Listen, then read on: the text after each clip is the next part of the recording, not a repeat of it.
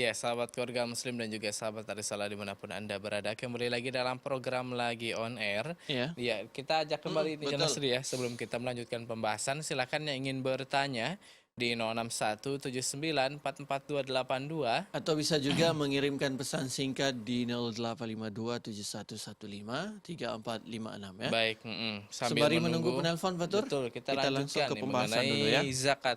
Baik Ustadz, mungkin pembahasan selanjutnya mengenai dasar hukum nih Ustadz, mengenai Iya. zakat Ustadz. Ya, Silakan. tentang dasar hukum atau hukum dari zakat itu sendiri. Namun Ustaz, ada Tahan penelpon ya. dulu kita. Ada penelpon nih Ustadz, kita akan Eh, angkat terlebih dahulu. Halo, Assalamualaikum. Ya, Terputus ya. heeh. Ngeprank nih kayaknya ya. Heeh. Kita lanjut lagi ke pembahasan saya. Ya, ya dasar hukum atau yang menjadi dalil dari zakat itu merupakan fardu ain, kewajiban adalah tentunya Al-Qur'an dan sunnah dari Rasulullah SAW. Di Al-Qur'an Sallallahu sangat alaihi banyak sekali. Ya, di sini ada beberapa ayat disebutkan oleh penulis kitab Sahih Fikih Sunnah ini, diantaranya adalah firman Allah Subhanahu wa taala, wa aqimus shalah wa atuz zakah. Dirikanlah oleh kalian salat dan Iya. tunailah zakat. Jadi dia salat itu selalu disandingkan dengan zakat di dalam Al-Qur'an. Ya, setelah salat, zakat. Sama tadi seperti yang kita katakan, dia rukun ketiga setelah salat. Dan perintah itu di dalam Al-Qur'an artinya wajib, ya. Iya, Wa aqimus shalah wa atuz zakah. Dalam ayat lain Allah Subhanahu wa taala berfirman, "Khudz min amwalihim shadaqatan tutahhiruhum wa tuzakkihim biha." Ya, ambillah dari mereka orang-orang kaya, orang-orang yang berkelebihan tadi, shadaqatan. Ya, dan di dalam Al-Qur'an istilah zakat ini tidak selalu disebut dengan kata zakat. Ya. Bisa juga dia disebut dengan sedekah, Sedekah. bisa juga disebut dengan infak. Ya. Nah, para mufassirin menyebutkan kata sedekah dan infak di dalam Al-Qur'an itu mayoritasnya adalah bermakna zakat. Baik, Iya. Masya Allah. Ya. Baik Ustadz, kita tahan lagi. Ya, ada Kita angkat penelpon. penelpon. Ya, Halo, halo, Assalamualaikum. Halo, Assalamualaikum. Halo, Ya, dengan siapa dan Halo? di mana? Assalamualaikum Pak Ustadz. Waalaikumsalam warahmatullahi wabarakatuh. Baik, silakan pertanyaannya Ibu. Iya, iya. Mau tanya Pak Ustadz, iya. Kita kan punya usaha, kita sering bertemu dengan seorang laki-laki, juga seorang perempuan. Nah, yang dimaksud dengan menjaga pandangan itu, apakah waktu kita bicara dengan pelanggan itu mata kita tertunduk, apakah boleh kita menatap pandangannya? Itu yang pertama. Kemudian yang kedua, adakah sholat sunnah setelah Isya Pak Ustadz? Yang 12 yang disuruh menjaga itu sholat sunnahnya? Ya, terima kasih. Syukran Pak Ustadz, mohon penjelasannya. Assalamualaikum warahmatullahi wabarakatuh. Waalaikumsalam warahmatullahi ya. wabarakatuh. Terima Baik. kasih buat ibu yang ada di Malang ya. Saya Ada kira dua- tadi mau nanya masalah zakat. Soalnya pertama ini jualan gitu ya. Usaha. Gitu. Usaha gitu. Baik, nggak apa-apa nih Ustadz ya. Mengenai ada dua pertanyaan. Yang pertama adalah tentang menjaga pandangan dan usaha kan juga boleh Tak mungkin berinteraksi ya kan? gitu. Apakah bagaimana nih cara Menjaga pandangan menjaga seperti- pandangannya ini Ustadz? Ya, itulah salah satu fenomena hari ini ya di tengah Ya. kita. Hal tersebut terjadi karena kita, mayoritas dari kita kurang memperhatikan syariat-syariat, apalagi yang berkenaan dengan muamalah bainal jinsain, bermuamalah antara dua istilahnya dua laki-laki dan perempuan gitu kan. Sebetulnya kalau seandainya menurut tuntunan syariat kita ada batasan ya dalam bermuamalah, ya, yaitu ketika seorang laki-laki berbicara dengan wanita, ya, itu tidak diperbolehkan ya untuk istilahnya langsung bertatap seperti ini, ya, karena dikhawatirkan akan mendatangkan fitnah situ. Namun karena hari ini kita melihat kadang-kadang hal seperti itu sudah menjamur lah kita katakan. Memang sudah begitulah keadaan di masyarakat kita. Nah, kita berusaha semaksimal mungkin ya dengan niat untuk menjalankan ketaatan kepada Allah untuk menghindari hal-hal seperti ini. Iya. Ya, usahakan jangan istilahnya gimana kita membahasakannya? Jangan melihat ketika kita berbicara, ya, usahakan untuk tidak fokus kepada wajah orang yang menjadi lawan bicara kita. Walaupun mungkin ada yang mengatakan ya nanti Ustaz, informasinya nggak fokus, rupanya nggak fokus. Itu semuanya kan karena kita yang tidak terbiasa. Iya. Karena kita tidak terbiasa, kita sudah terbiasa dengan hal-hal seperti itu. Kalau seandainya itu kita latih, dan banyak kok yang mencoba membuat seperti itu dan tidak ada masalah. Informasi itu kan tidak harus melihat wajah kita. Bagaimana kalau kita nelpon dan seterusnya gitu kan? Jadi intinya adalah kita yang harus pandai-pandai dan berusaha semaksimal mungkin supaya tidak melakukan kontak langsung dengan lawan bicara kita yang lain jenis. Ya. Karena khawatir akan menimbulkan fitnah. Walaupun kita mungkin tidak merasa, bisa jadi lawan bicara kita yang akan merasa dan seterusnya. Wallahu ta'ala alam. Baik, Masya Allah. Tapi ada juga nih Ustadz yang alhamdulillah, sebagian kalau misalkan akhwat pelanggannya laki-laki itu, misalkan barang ditaruh di sebelah mana, nanti uangnya udah taruh aja di situ gitu. Jadi kan nggak ada interaksi langsung.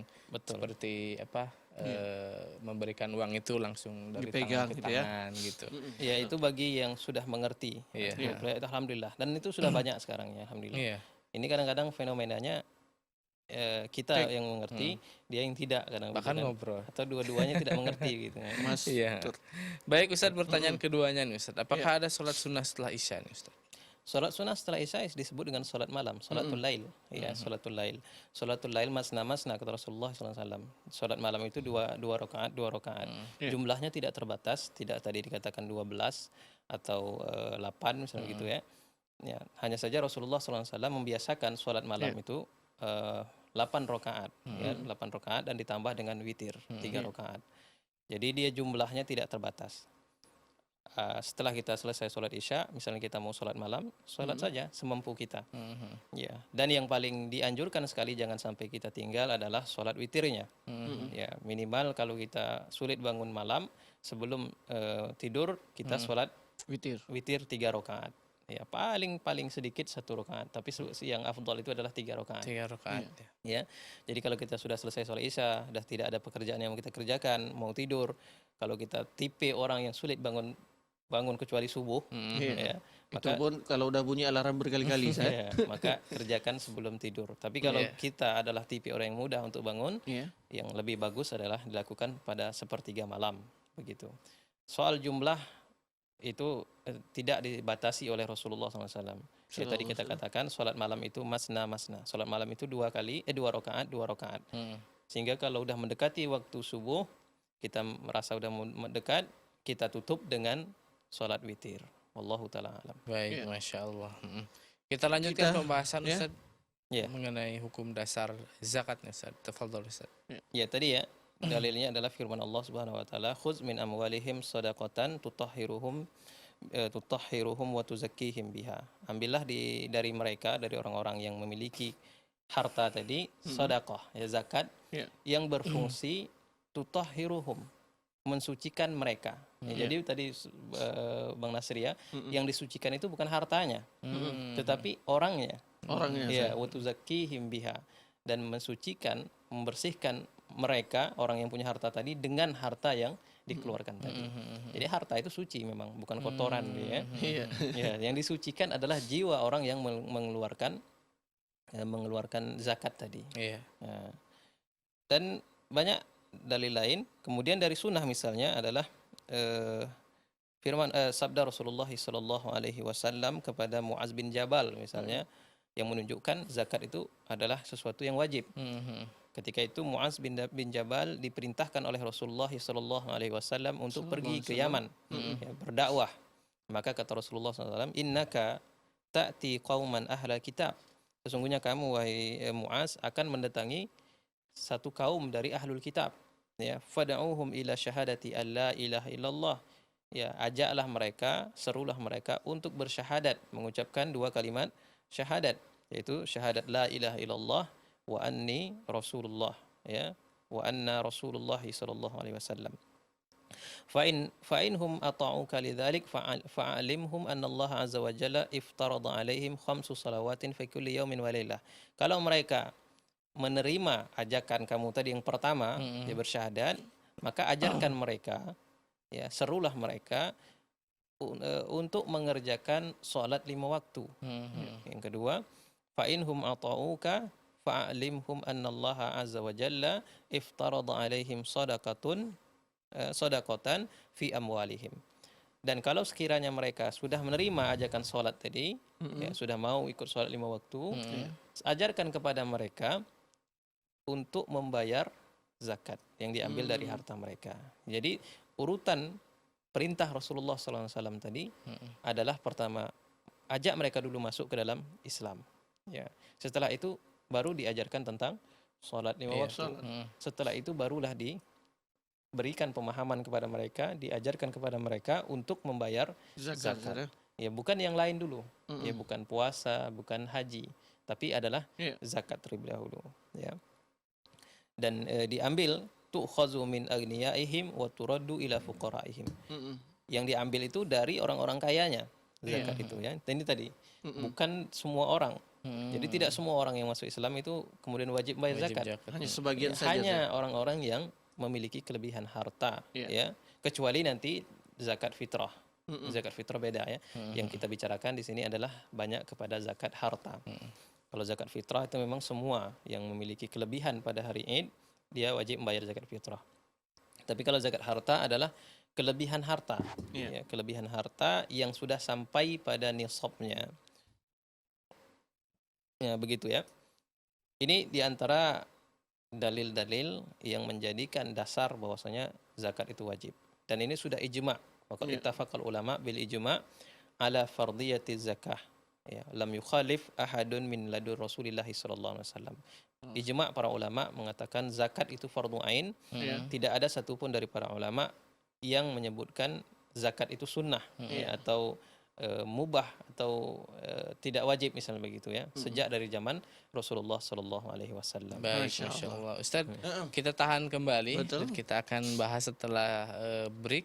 Dan sahabat keluarga muslim, sahabat Arisalah nantinya silahkan yang ingin bertanya di 0617944282. Atau bisa juga mengirimkan pesan singkat di 085271153456. Kita angkat. Iya. Tadinya ada penelpon nih. Betul ya. Oke, baik baik, sahabat sahabat keluarga muslim. Iya, jangan kemana-mana, tetap dalam program Lagi On Air.